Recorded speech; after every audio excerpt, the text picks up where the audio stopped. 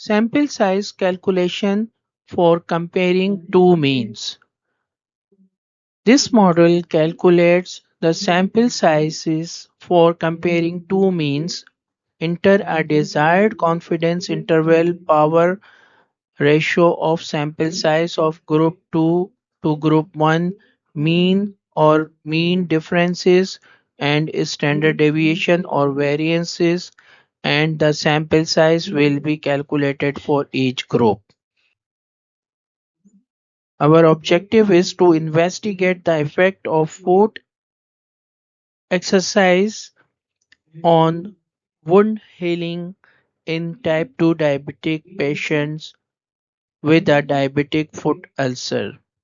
For this purpose, we consider a reference article, The Effect of Foot Exercise on Wound Healing in Type 2 Diabetic Patients with a Foot Ulcer. This is the table 2 for this um, objectives. We consider the 12th week mean and standard deviation for case and control or distribution of diabetic foot ulcer area average. The mean area we consider here after the exercise, the control group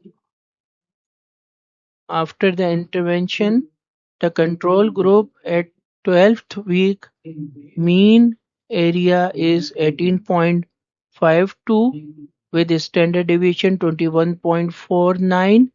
12th week at the study or interventional group